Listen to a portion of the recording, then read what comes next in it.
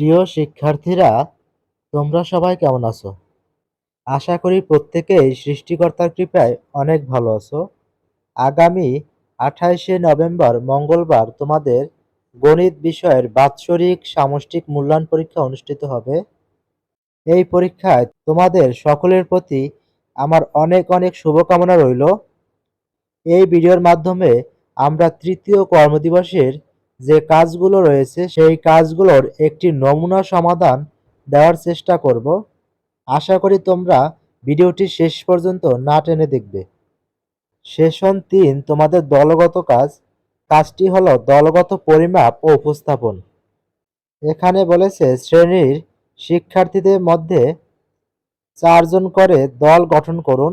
নিচের বিষয়গুলো লটারির মাধ্যমে দলে ভাগ করে দিন।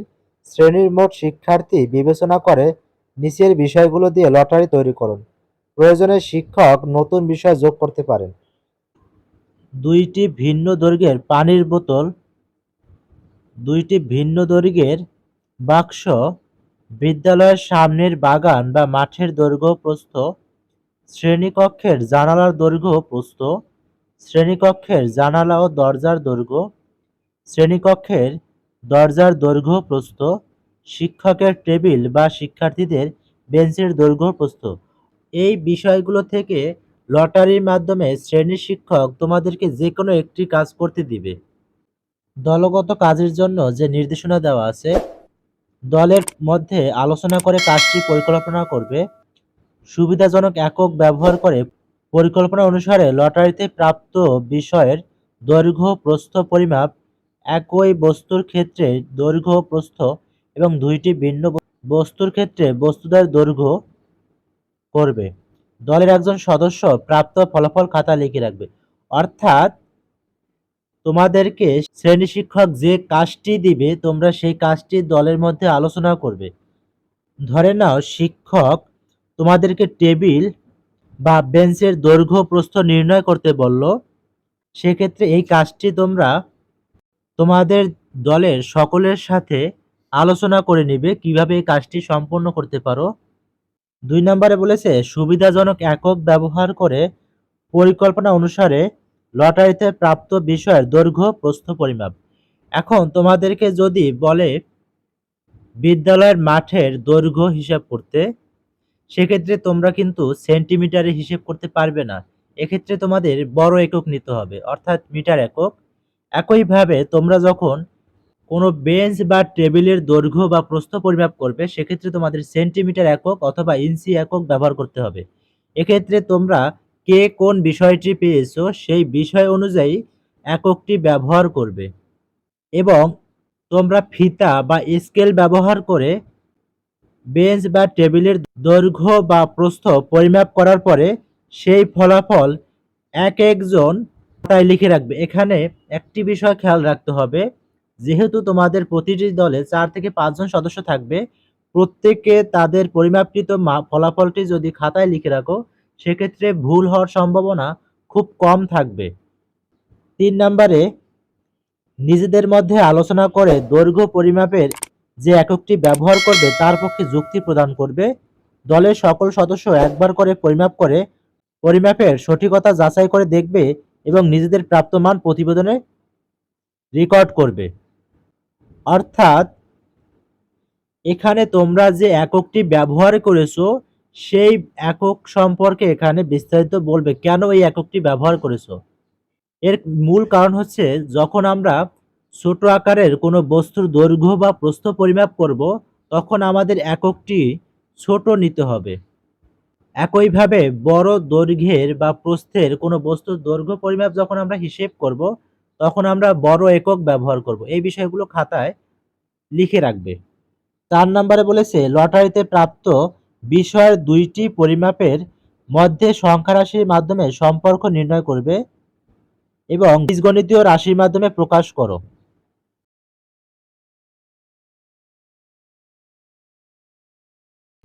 আমাদের পরিমাপকৃত হিসেব থেকে আমরা বলতে পারি বেঞ্চের দৈর্ঘ্য বেঞ্চের প্রস্থের দ্বিগুণ অপেক্ষা 10 বেশি। এখানে বেঞ্চের দৈর্ঘ্য 90 সেন্টিমিটার ও বেঞ্চের প্রস্থ 40 সেন্টিমিটার।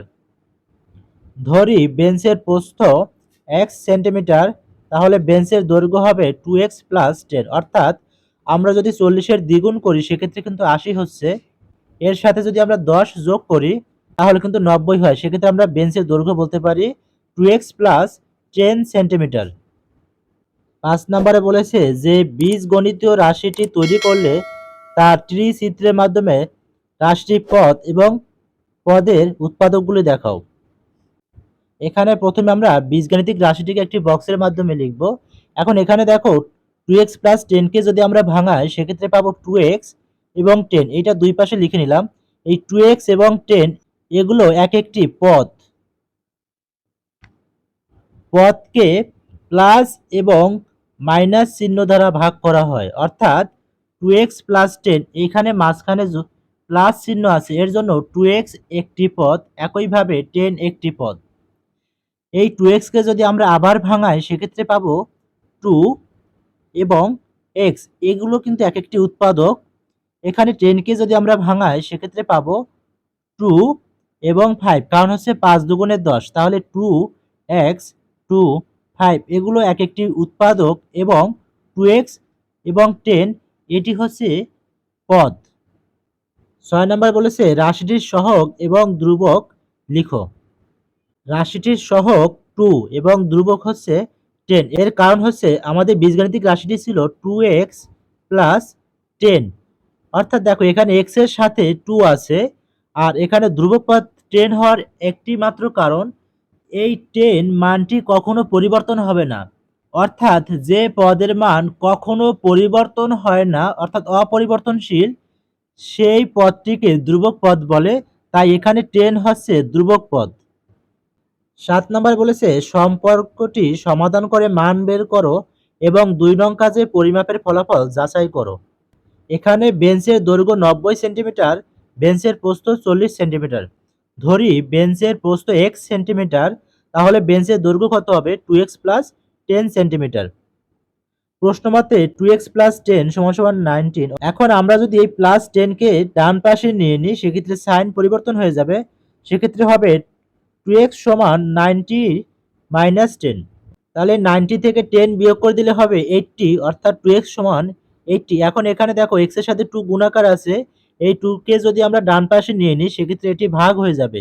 x সমান 80 ভাগ 2, তাহলে x এর মান আমরা কত পাবো 40। সুতরাং x সমান সমান 40। অতএব বেঞ্চের প্রস্থ 40 সেন্টিমিটার।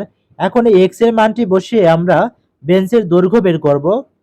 যেখানে x আছে সেখানে x সমান সমান 40 বসিয়ে দিবে, তাহলে 2 গুণ 40 প্লাস 10, এখানে আমরা 40 এর সাথে 2 গুণ করলে হবে 80 প্লাস 10, টোটাল হয় 90 সেন্টিমিটার, অর্থাৎ দৈর্ঘ্য হলো 90 সেন্টিমিটার এবং বেঞ্চের প্রস্থ হলো 40 সেন্টিমিটার। আমরা বেঞ্চ পরিমাপ করে বেঞ্চটির দৈর্ঘ্য 90 সেন্টিমিটার এবং প্রস্থ 40 সেন্টিমিটার পেয়েছি। একইভাবে সমীকরণটি সমাধান করে বেঞ্চটির দৈর্ঘ্য প্রস্থের মান অনুরূপ হয়, তাই বলা যায় আমাদের পরিমাপটি সঠিক। অর্থাৎ তোমরা ফিতা বা স্কেল দিয়ে বেঞ্চটির দৈর্ঘ্য ও প্রস্থ পরিমাপ করে যে মানটি পেয়েছিলে, একইভাবে এই সমীকরণটি সমাধান করে বেঞ্চটির দৈর্ঘ্য প্রস্থের মান কিন্তু একই পেয়েছো, তাই বলা যায় পরিমাপটি সঠিক। তো বন্ধুরা, তোমাদের যদি এই ভিডিওটি বিন্দুমাত্র ভালো লাগে তাহলে অবশ্যই চ্যানেলটিকে সাবস্ক্রাইব করে সাথেই থাকো, যাতে করে পরবর্তীতে এই ধরনের ভিডিও দেওয়ার সাথে সাথেই তোমরা নোটিফিকেশনের মাধ্যমে খুব সহজেই ভিডিওগুলো পেতে পারো। তোমাদের সকলের প্রতি অনেক অনেক শুভকামনা রইল। ধন্যবাদ সবাইকে।